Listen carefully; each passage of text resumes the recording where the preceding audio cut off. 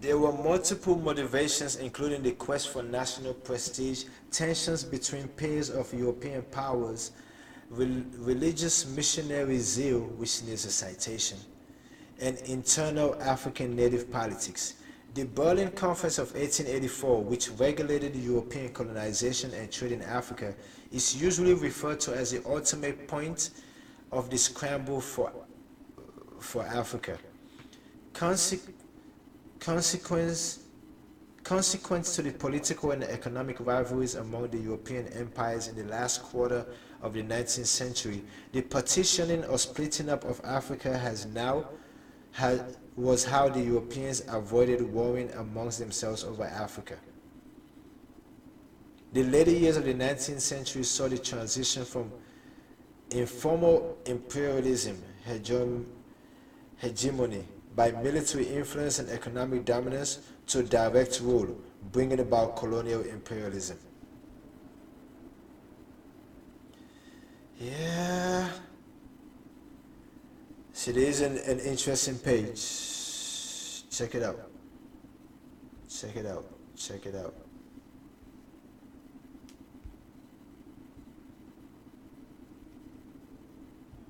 Alright, let me go ahead and put this phone away. Get back. Let them wear it.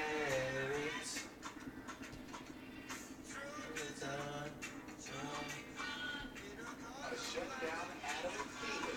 He is the only Viking player in franchise history to open a season with 3 100-yard receiving games. And the Vikings, will they get another cook back in the kitchen? So the NFL for the first 3 weeks, Thursday night games, just on NFL Network. Whoever wanted to watch football on Thursday night for the first 3 weeks had to pay extra with their subscriber if they don't already have it with them. You know, now it's on Fox today.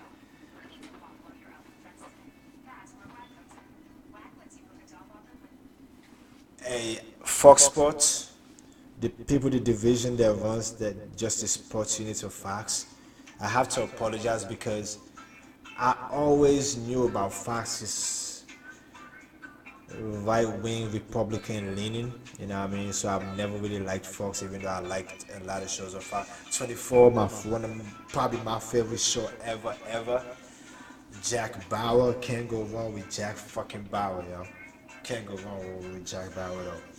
But yes, they had that Family Guy, all that. It seemed like, I'm just saying, I liked Fox, but I did not give Fox Sports its due. I was always been an ESPN favorer compared to Fox because I thought they had a right-wing Republican leaning. But now I've been slowly coming to realize that that's not the case. And y'all just hired my boy Marcellus. I ain't mad at that. I can finally watch Fox Sports in the morning now. You know what I mean? I'm just saying. I can skip Max Kellerman's bloviating, beating around the bush, trying to go around full circle on the topic instead of getting straight to the point. Max, my boy though. I fucks with Matt. They got rid of Sports Nation.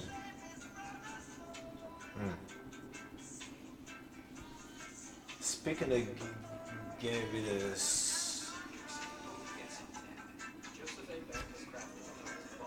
Speaking of getting rid of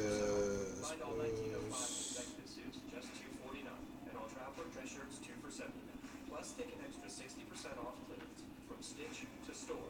That's the bank. I love a good challenge, including with my father. Yep. This was from the Hollywood Reporter on June the 20th of 2018 by Marissa Guthrie. It's titled ESPN's Internal Political Divide, Bristol Tradition versus Woke, W-O-K-E, Woke Reformers.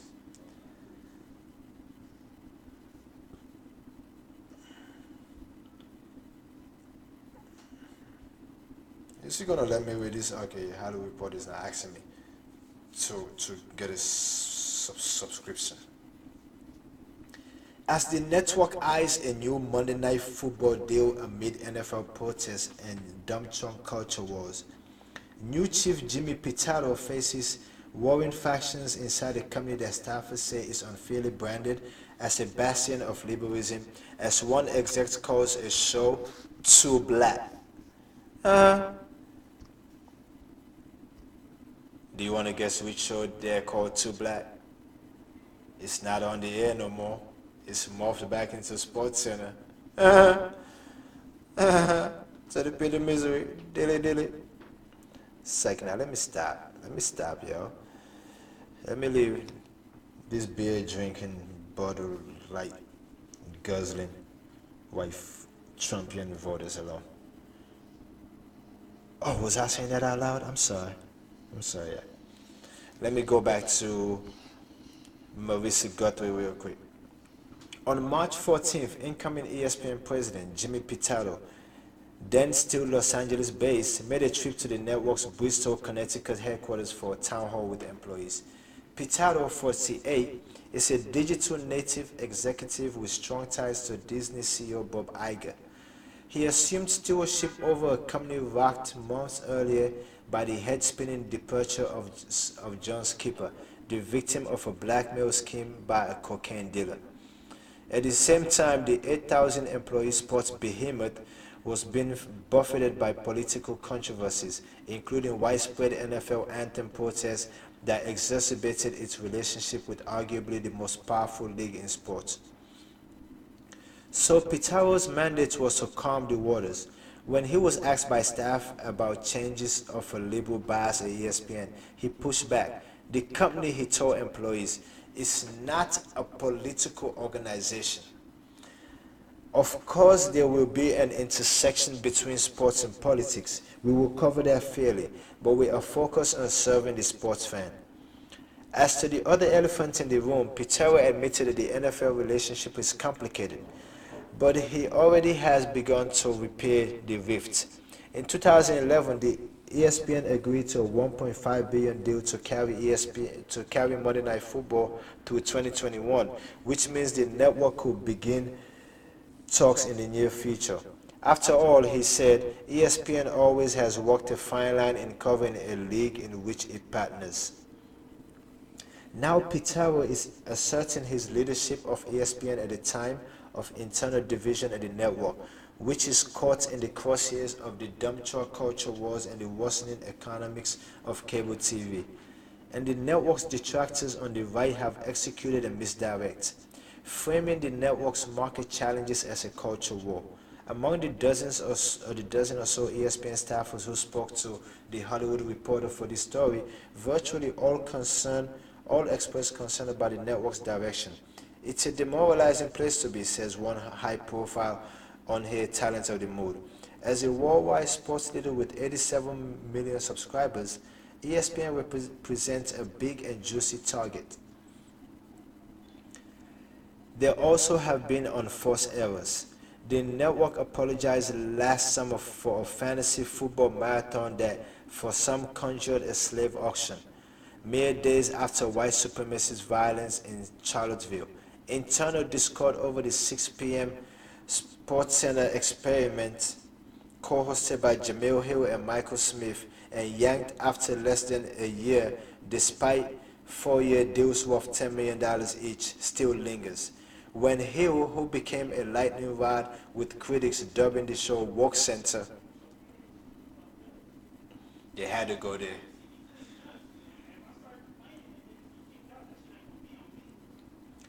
When Hill, who became a lightning rod with critics dubbing the show Woke Center, left in February,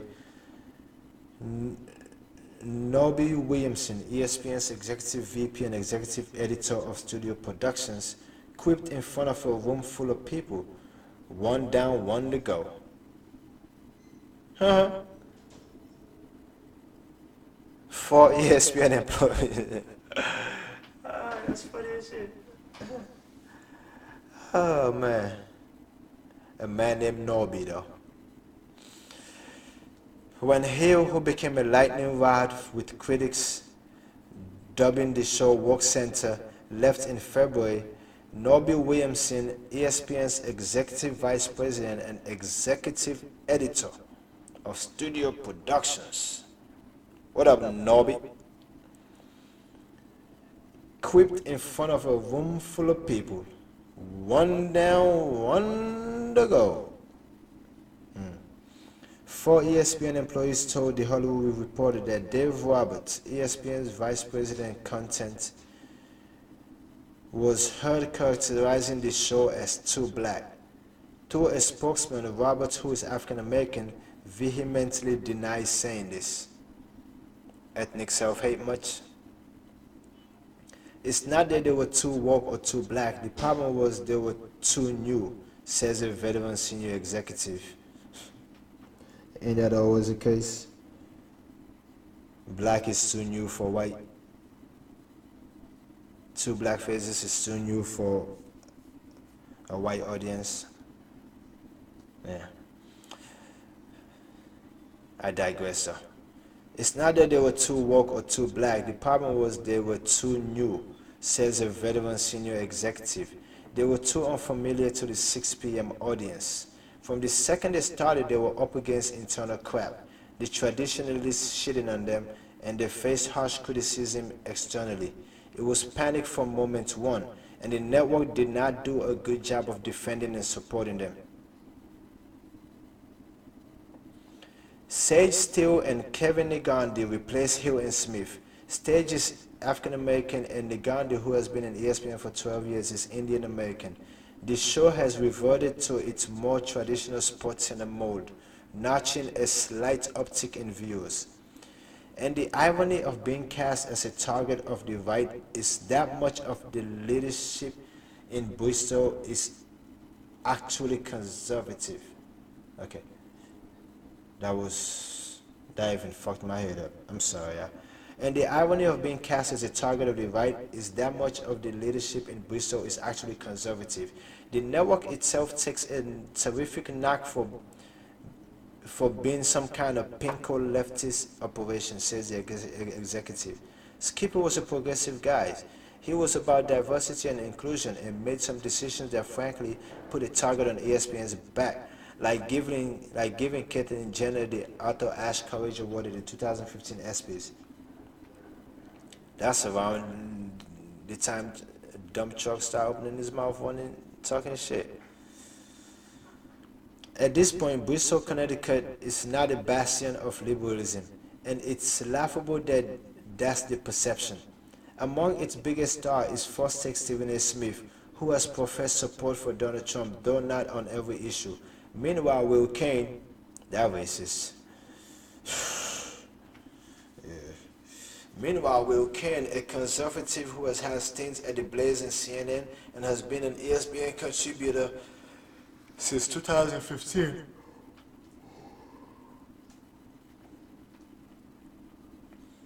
Got his own ESPN radio program in January and is now part of the ESPN TV firmament.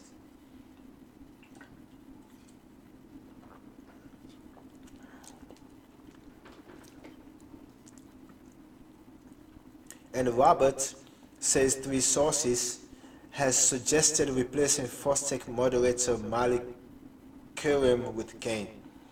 Boy, you better not do that. You better not do that. Ooh, you'll be a fool if you do that. You crazy yourself for that one. You better not do that. You better not do that. Boy, you better not get with Mollywood. Boy, you better stop. You better leave Mollywood where she at. Yeah. Don't you know that it's her balance, her superior balance that makes that show what it is? What? Yeah, please don't. Please don't do that. I swear you do that, Stephen A. Gonna have reason on one of these episodes to knock. You gonna bring that black man out of his character? I digress. I'm sorry. But the focus on the right-leaning agitators is frustrating, says staffers. Anyone who's getting an ESPN paycheck right now outside of the communications department, who is spending their time trying to debunk the narrative that ESPN is losing subscribers because of a political agenda should be punished, says author and The Hollywood Reporter James Andrew Miller, who co-wrote an ESPN oral story and hosts the Origins podcast. It's been litigated to death. There is absolutely no definitive correlation that has ever been presented, and a ton of other evidence suggesting that that's not the case. Enough is enough. For many ESPN employees, friction between its journalism and its rights partners is nothing new, and while they would prefer that the focus remain on sports, it's no coincidence that some of the network's perception problems have stemmed from its reporting and commentary on the NFL, which is inherently autocratic.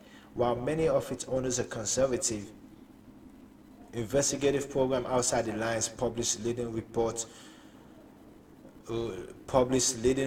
on the domestic violence and concussion issues.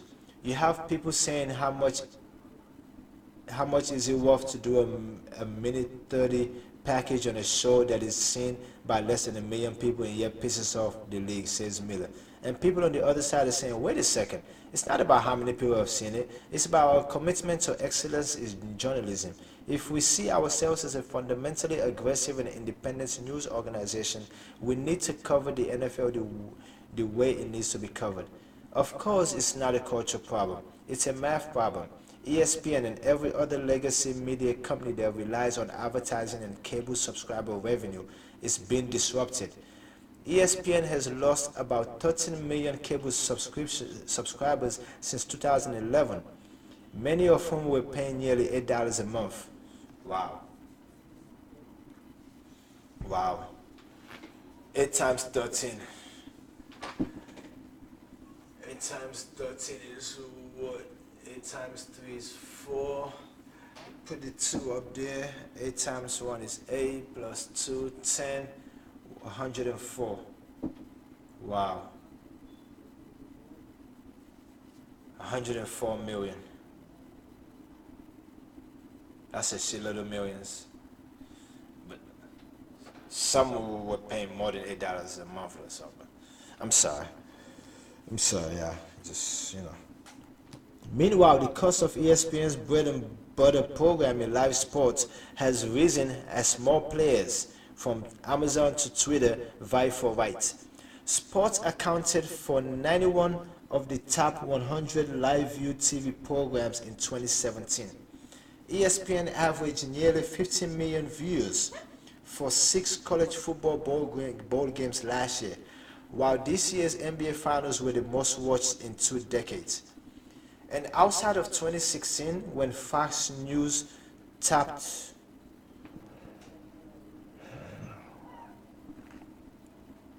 Fox motherfucking News, yo. Those pussies. Excuse me, actual vaginas. I apologize to the actual vaginas. But Fox News, those pussies. And outside of 2016, when Fox News took the top spot, ESPN has been the #1 cable network outside of 2016. So Fox News took the top spot 2016. Wow. ESPN has been the #1 cable network in prime time since 1999. Wow, they ran that shit for 17 years. I guess Fox came for that #1 spot. What up, Luda? I know you like that one, Luda. I know you like that one. And fuck you, Mr. O'Reilly. It's like that, let me stop. But yeah. And outside of 2016, when Fox News took the top spot, ESPN has been the #1 cable network in prime time since 1999. Still, the network pays $1.9 billion annually for Monday Night Football and $1.4 billion a year to the NBA. How many Monday Night Football games are there? You got 2 the first week. Isn't there like the last week of the season doesn't have a Monday night game? So let's say 17 games. Let's say 17 games. How many? $1.9 billion annually. 190000000. Okay. I got 19 and 8 zeros. 1.9 billion. You divide that by 16 games. That's 118 million dollars a game. Wow.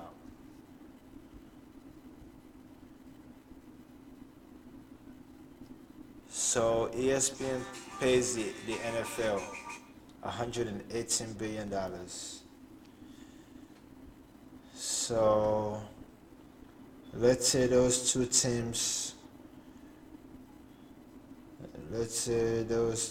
that are playing, 53 players apiece times 2, 106, 106 times 0.7, 70% of that, so 74. 74, let's say 74 players on the two teams that are playing each Monday night game are African American. You divide that by 118 million.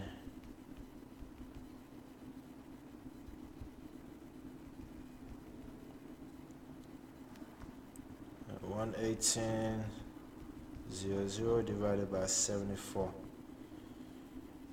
That's about $1.6 million a head.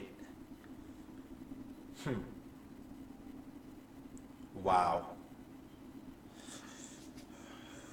Yo, these crackers know how to get that green, yo. These crackers know how to get that money, y'all. It's no surprise ESPN's broadcast of that draft came off looking like a shadow block. Yeah. Okay. Still, the network pays $1.9 billion annually for Monday Night Football and $1.4 billion a year to the NBA. It's why Disney is pouring resources into OTT platforms, ESPN Plus, which launched in April and is doing better than expected, said executives. It's even doing better now with what's his name, Keenan, on that ESPN Plus commercial for ya. That boy funny as hell. I bet you he's probably increased your subscribership maybe like 1.5 fold since his spots started airing. I digress. It's why Disney is pouring resources into OTT platform ESPN Plus, which launched right now. It's only $4.99 a month, yeah. ESPN Plus, $4.99 a month, yeah. That's it. My bad. I had to do it, my bad. Which launched in April and is doing better than expected, says executives, though they won't disclose subscriber numbers yet. ESPN remains the digital sports leader, too, with more than 70 million uniques in May. But ratings for its studio programming has inherently softened as scores and highlights proliferate on apps and social platforms like House of Highlights, recently purchased by Turner's Bleacher Report. The financial contraction has exposed rifts inside ESPN. In conversations with staffers, a narrative has emerged as a network divided over how to best navigate an increasingly on-demand OTT future. The sixth, as Smith and Hill's iteration of SportsCenter was known, was an experiment born of necessity, but so is Scott Van Pelt's Midnight SportsCenter, and it is up 50% in May. And execs are quick to note SportsCenter is not just a linear brand anymore. SC on Snapchat reaches nearly 3 million consumers a day, with 80% of them younger than 35. Morning show Get Up, based at a new studio in Manhattan, and High Noon with Bomani Jones and Pablo Torres are distinct departures from SportsCenter. They revolve around the relationship between the hosts and not around the highlights of the day. Washington, D.C. based producer Eric Rydholm, who's given wide latitude at ESPN, has created and oversees many of these shows, including High Noon, Highly Questionable, and Pardon the Interruption. Nobi is pushing antiquated SportsCenter stuff wherever he can, says an on-air personality. There are good creative people there. I don't think it's an accident that if you did a happiness quotient, the farther away from Bristol people are, the happier and more productive they are. Or as one source put it, it's a battle for the soul of ESPN. A version of this story first appeared in the June 20th issue of the Hollywood Reporter. Okay, let me go back to this. Bomani Jones. Speaking of Bomani Jones.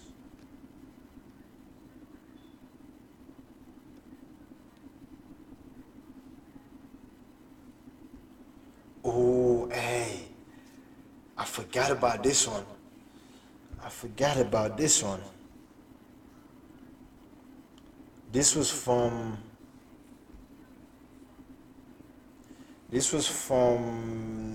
The Intercept from October the 11th of 2011, so almost a year ago.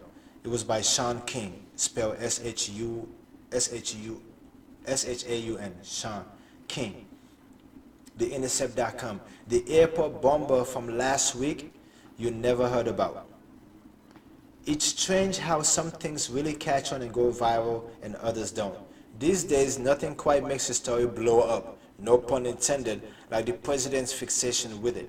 That's why it's so peculiar that what sure looks like an attempted terrorist attack was narrowly thwarted at an American airport this past Friday without so much as a peep from Donald Trump about it. No tweets, no nicknames for the alleged would-be terrorists, nothing. You'll see why in a minute. This past Friday morning at 12:39 a.m., security footage from the Asheville Regional Airport in North Carolina showed a man walking through the front doors wearing black clothing and a black cap while carrying a bag. Quote, based on a review of the video, the individual walked near the entrance to the terminal, went out of sight momentarily, and was then seen departing the area without the bag, according to the criminal complaints. Following the Transportation Security Administration's protocol, TSA. Following TSA protocols, airport security allowed a bomb dog to sniff the bag for explosives, and the dog signaled to the team the presence of dangerous materials in the bag. The concourse was then shut down.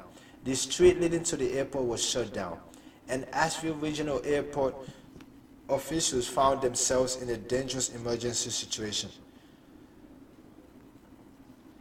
What the investigators eventually found in the bag was AN/FO, ammonium nitrate/fuel oil, explosive that, according to the criminal complainant, have been used in a number of terrorist-related incidents around the world. When ANFO comes into contact with a flame or other ignition source, it explodes violently.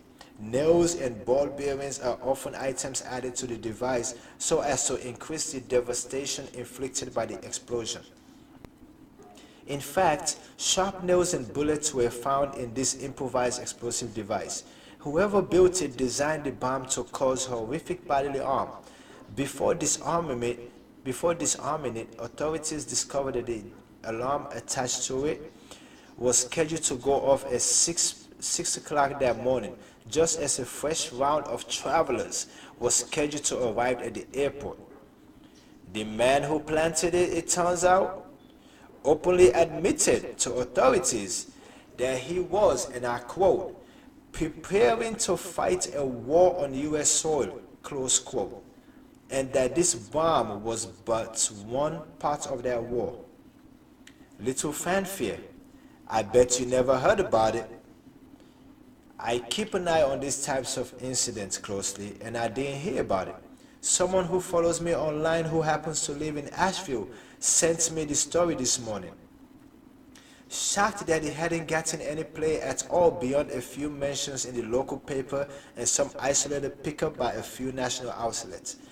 As soon as I clicked on the article, it all made perfect sense. The story did not go viral, and Dumb Chong did not tweet about it because the bomb was not placed by an immigrant or a Muslim or a Mexican. It was placed there by a good old fashioned white man, Michael Christopher Estes. Unlike the Las Vegas shooter Stephen Paddock, fuck him too, whose motives is still hard to discern, Estes wanted to be very clear that his ultimate goal was to accelerate a war on US soil. Sorry if it sounds like you've heard this story before, as I'm tired of writing it to you, I'm as tired of writing it as you are reading it. But you know good and well that if Estes was a young Muslim, hell, if he ever even visited a mosque in the past 25 years, y'all already know I'm Muslim, so since I visited mosques in the past 20 years in America, and the first 13 in Sierra Leone. I visited mosque in Morocco when I was traveling to Sierra Leone in 2007. I visited a mosque in Guinea when I visited family there. You know, I'm sorry, I digress. I'm just, like I say, I know the consequences of what I'm doing here when it comes to America and how things get framed in certain lights. Last few weeks, the stars of today have reference to the stars. Sorry if it sounds like you've heard this story before. I'm as tired of writing it as you are reading it. But you know well and good that if Estes was a young Muslim, hell, if he had ever even visited a mosque in the past 25 years, that dumb trunk would be tweeting about him right this very moment to tout how essential a Muslim ban is for American safety. Have y'all noticed how we don't even hear about ISIS no more? I told you Vladimir Putin created ISIS. Like, there's no reason for ISIS to create havoc anymore because there's no African American leader of the United States to get the blame for not supposedly protecting American interests from terrorists, puppeteering, Manchurian candidacy. I'm sorry, I digress. Back to Sean King. A Muslim attacker's mugshot would become a meme across the conservative media. Mainstream American outlets will be covering the heroic bravery of those who thwarted the terrorist plot. We'd all be seeing footage of the perpetrator being walked from the police car to the jail and from the jail to the courtroom. Out loud, people will talk and tweet about the man's family and friends and networks, wondering where he was radicalized and if anyone else feels the way he does. In this case, though, crickets. We hear nothing at all. Almost exclusively because the man who planted an improvised explosive device, just like ones that have been used to murder and maim people all over the world, was white.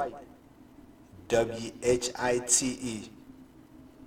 W-H-I-T-E, empire.com. Now let me stop. He's white. Look at me, I was about to say, it says his guilt. His guilt starts and stops with him. His actions are not an indictment of his whole faith, political outlook, and race. White people are not, thanks to SS, suddenly labeled terrorists or seen as a threat to American safety in the way they would almost certainly happen if had it been anybody other than a white man. This isn't me calling for all of those things that happen to Muslims and immigrants every single day to happen to SS and white people all over the country. It's me saying that the fundamental bigoted double standard by which it is done to virtually everyone except for Michael Christopher Estes and other white men has to stop. Awesome sauce.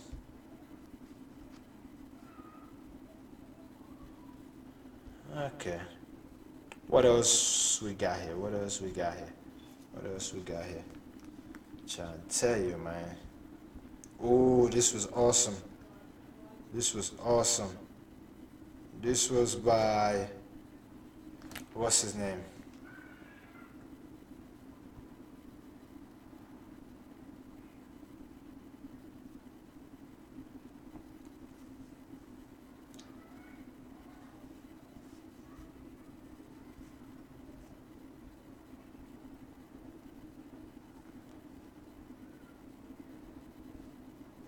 This was on globalgrind.com. Cassius's life seems like it was just one of those articles that popped up. It says 3 years ago, you know what I mean? It's been that long. It's by Russell Simmons. It is titled To My Old Friend Donald Trump, Stop the Bullshit by Russell Simmons. Dear Donald, over 30 plus years you have been an amazing friend, endorsing my books, coming to my shows, flying me on your planes, your helicopters, and even allowing my family members and myself to stay in your house in Florida many times. So it kind of pains me to know that my public statements about your candidacy has strained or ruined our friendship. However, the fact is, what's at stake is bigger than us. I want to begin this tough criticism by reminding you that I am chairman of the Foundation for Ethnic Understanding, whose sole mission is to fight bigotry of all kinds. Our biggest program, as you know, is to get Jews to fight Islamophobia and Muslims to fight anti-Semitism. We are operating in 40 plus countries, including Israel, France, Germany, and the United States, where we have hundreds of twinning programs. Twinning, that's in Twinning, like joining together, twinning.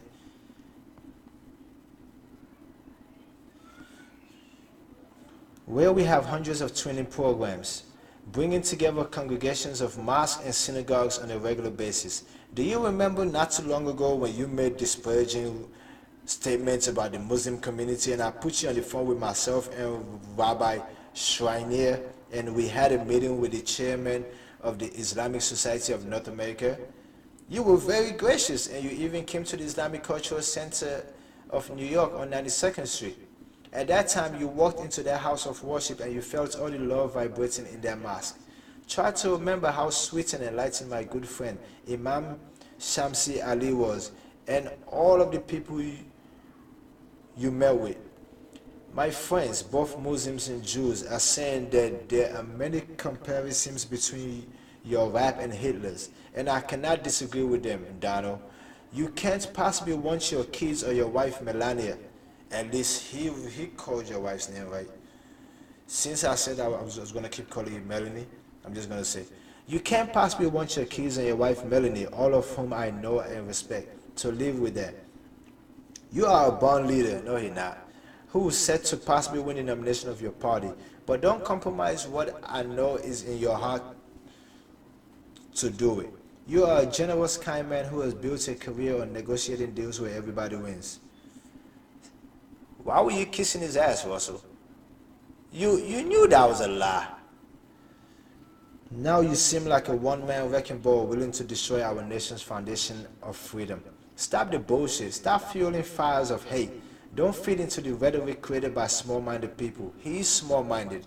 He is the ultimate feeder of the small-minded rhetoric. You xenophobic dumbass. You're smarter and silent. Why was you lying to this boy, yo? Come on, Russ. Come on, yo. Okay, so I'm gonna skip through that. You're blank and certainly more loving than you let on. Wow. You're smarter and certainly more loving than you let on.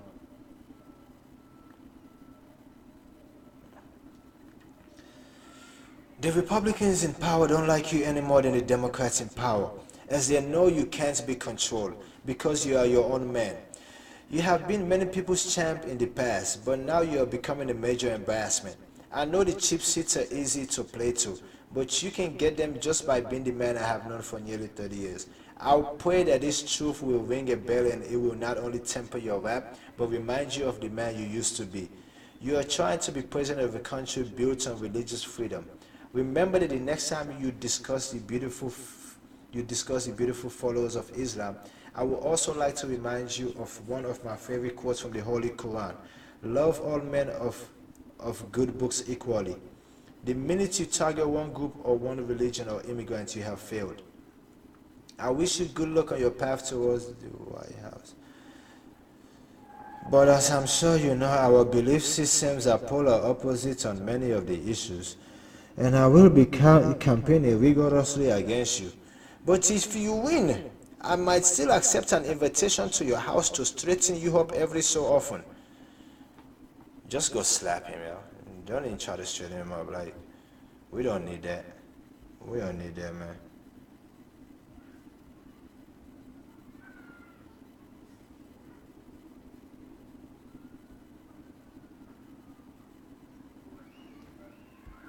So, as you know, they just had their whole spectacle earlier. And the Washington Post just sent me this little update.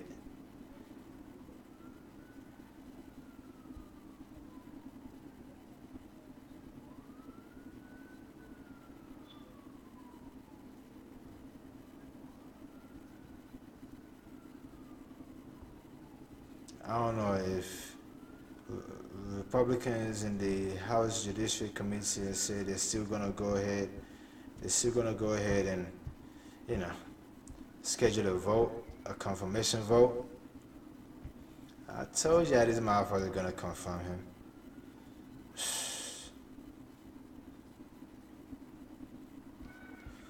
I told y'all they were gonna confirm him. I told y'all they was gonna confirm his dumbass. I told y'all they was gonna confirm his dumbass.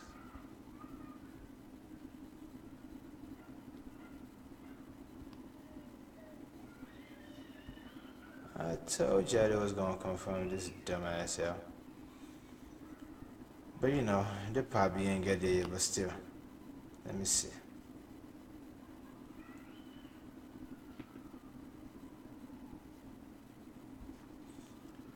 This is another article from Vox.com, VOX.com.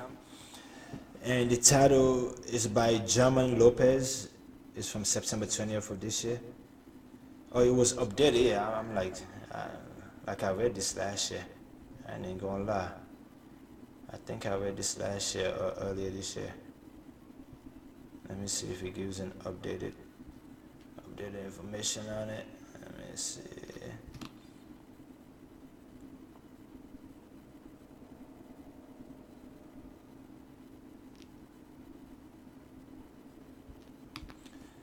Okay, it says, imagine if the media covered alcohol like other drugs. Like Kavanaugh was just saying. Who don't like to drink beer? Look at Kirk Cousins' little overrated ass. Alright. This give me an opportunity to do this.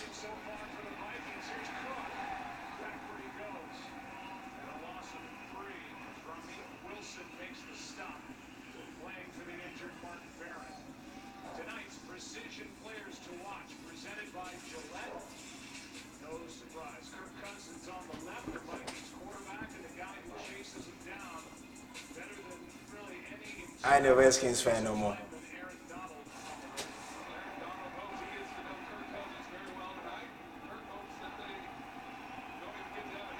That's it. That's it.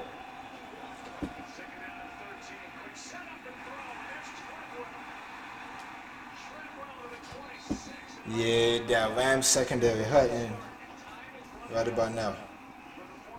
That Rams secondary hurting right about now. Let's see though. But yeah, this article is by German Lopez. It says, imagine if the media covered alcohol like other drugs. You know, in the spirits of Kavanaugh talking about, you know, who doesn't like beer. It says, meet alcohol, the drug making people run around nude and collapse in the streets. What if the media covered alcohol like it does other drugs? This was a question that came up in my coverage of Flakka, a synthetic drug that made headlines after law enforcement blamed it for people running in the street naked in delusional paranoia. What follows is a satirical attempt at capturing that same type of alarmist reporting, but for a substance that causes widespread and severe problems. New Orleans, an ongoing drug epidemic. I told you they're calling it an epidemic. Call the addiction network, you know what I mean? Now they got an addiction network for that shit.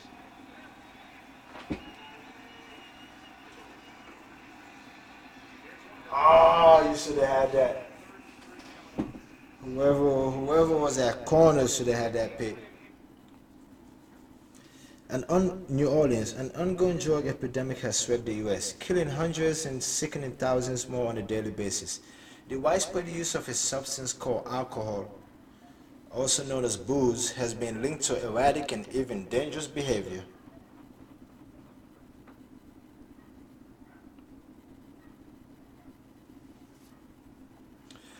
Ranging from college students running naked down public streets to brutal attacks and robberies. Federal officials suggest excessive use of this drug has already been linked to 88,000 deaths each year across the country, including car crashes caused by drug-induced impairment, liver damage caused by excessive consumption, and violent behavior. Experts warn that it can lead to nausea, vomiting, severe headaches, cognitive deficits among children and teens, and even fetal defects in pregnant women.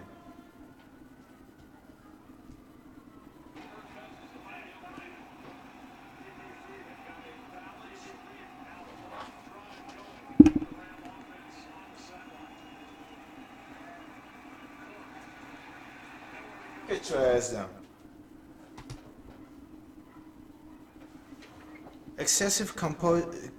Excessive consumption of alcohol is a leading cause of preventable deaths in the U.S., a Centers for Disease Control and Prevention official said in a statement.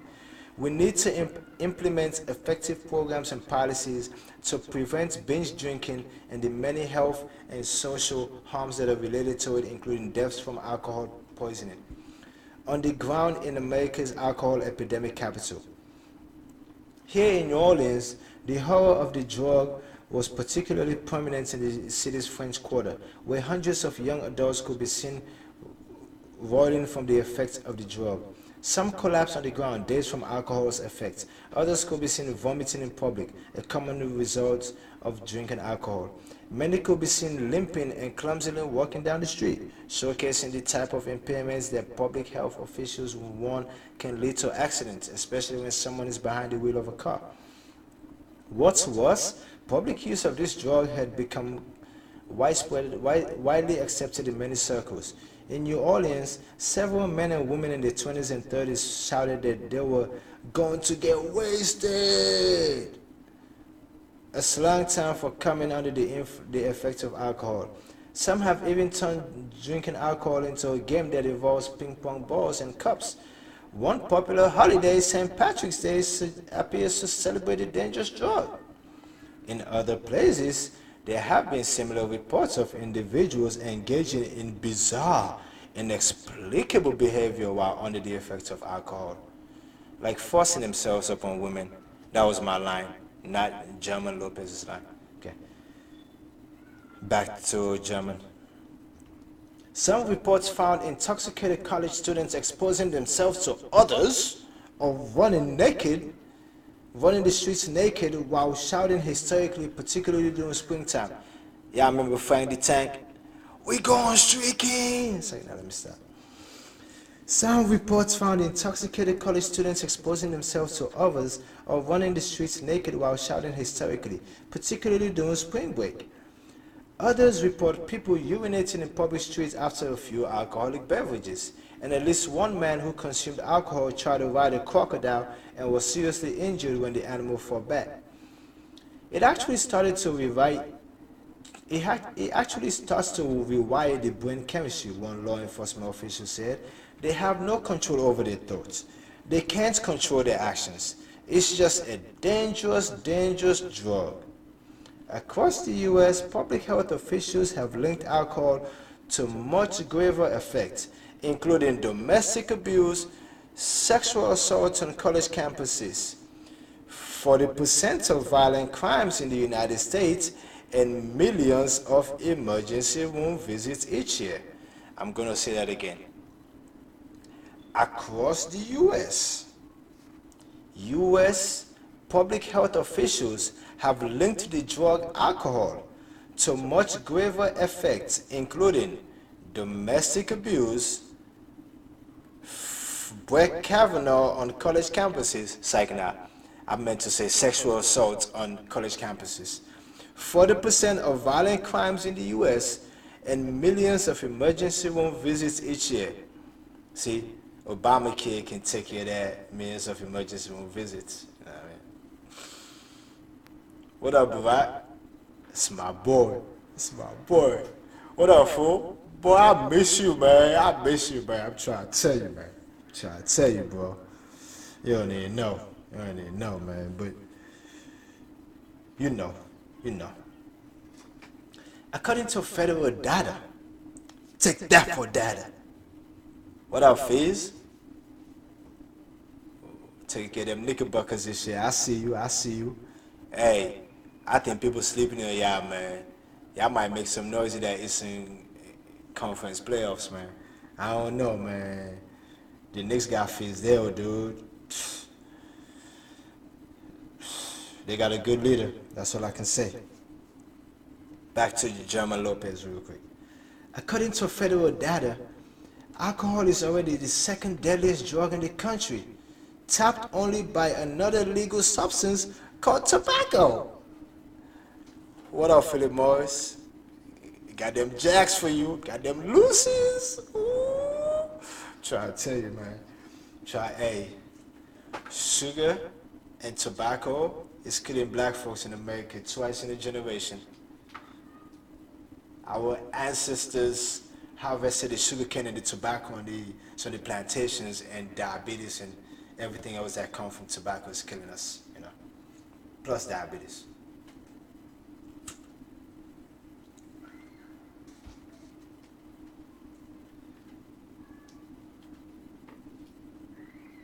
Baby girl, I pray the addiction genes keeps you. I do, cause maybe in like 14 years from now, when you're 18, you probably get back to this. You want to see what your daddy was up to. You know what I mean? You want to revisit everything I'm doing here. You probably gonna sit there and wonder, this man knows the effects of cigarettes. Why he sit lying up?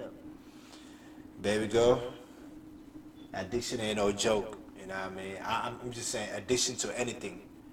Like my boy Hatib always told me, you know what I mean? Habits, whether it's a good or bad habit, it's hard to break. A bad habit is hard to break. A good habit is hard to break. You know what I mean? Your mother prays 5 times a day. She can't stop that. My mother, my father, I got sisters and brothers who pray 5 times a day consistently, religiously their whole life. I unfortunately have never been like that. It's been time, periods in my life where I'm on it, consistently on it, you know what I mean? But I've never been like that. It's a bad habit. Hatib always said the best, habit, good or bad. He was telling me that, you know what I mean, when we was talking about trying to, because it was a period in time when I was facing some charges in court. I got caught with that gun at that right age that I talked about earlier, you know what I mean, when I was going through that. Man, when I say I was like the perfect Muslim for like 4 months, baby girl, your daddy prayed every day, 5 times a day, plus the extra sunnah little prayers, you know what I mean? You gotta do what you gotta do, you know what I mean? I'm just saying, just don't judge your daddy. That's what I'm asking, all right? Please. Love you.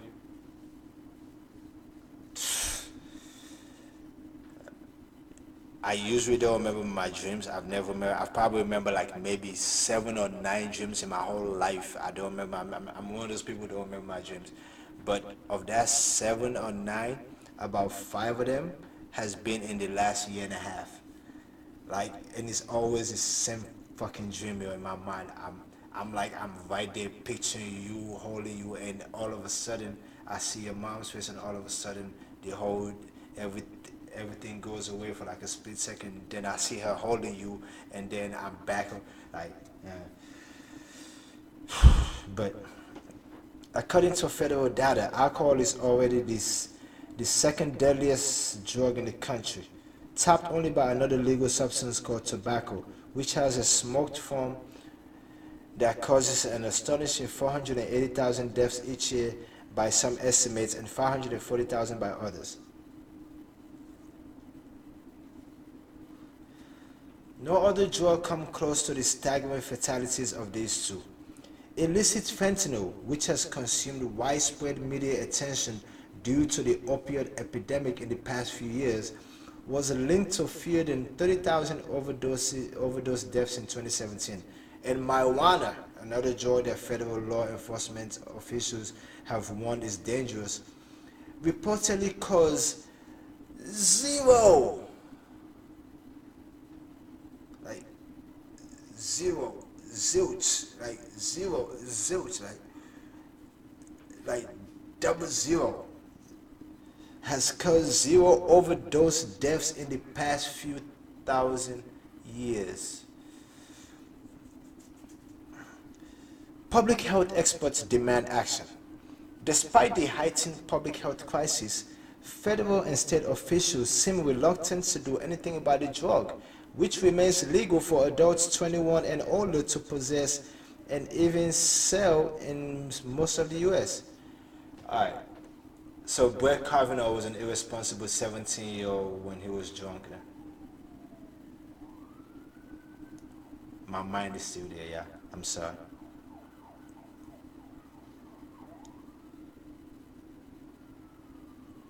Policymakers say that banning alcohol is out of the question, citing its importance to the economy and American culture. Yeah, especially to sports. Can you imagine going to a football game without alcohol or watching a football game without alcohol? Be the misery. Dilly dilly. Drug policy experts have suggested levying higher taxes on the drug and bringing its sales under state control, pointing to numerous studies that have shown these measures will reduce use. But lawmakers at the state and federal levels seem reluctant to take up even these milder measures, likely under the influence and lobbying of drug producers and dealers profiting from hundreds of billions in sales of alcohol each year. Perhaps as a result, alcohol producers have felt free to advertise their products during major televised events such as the Super Bowl, which is viewed by millions of children each year. The marketing ploys tend to portray alcohol as cool and fun, seldom mentioning the risks and thousands of deaths linked to the drug. As policymakers stand idly by, alcohol consumption has reached epidemic proportions. A recent Gallup survey found nearly two-thirds of Americans admits to using alcohol. Wow. That's 320 million. Wow. Let's say 300 million. 30 divided by 3 is what, 10? So about 20 million, about 200 million Americans admit to using alcohol. 200 million Americans are alcoholics. You know there are like 192 million white Americans, right? What percentage of that 192? I don't like where my mind is going with that, so I'm gonna leave that one alone. So I'm gonna bring it back a little bit on the alcoholic whiteness. As policymakers stand idly by, alcohol consumption has reached epidemic proportions. A recent Gallup survey found nearly two-thirds of Americans admitted to using alcohol, even as another survey by Gallup found more than 1 in 3 Americans blame alcohol for family problems. So 100 million Americans blame alcohol for family problems, and 200 million consume alcohol. So 100 million of that 200 million is in denial. I'm sorry.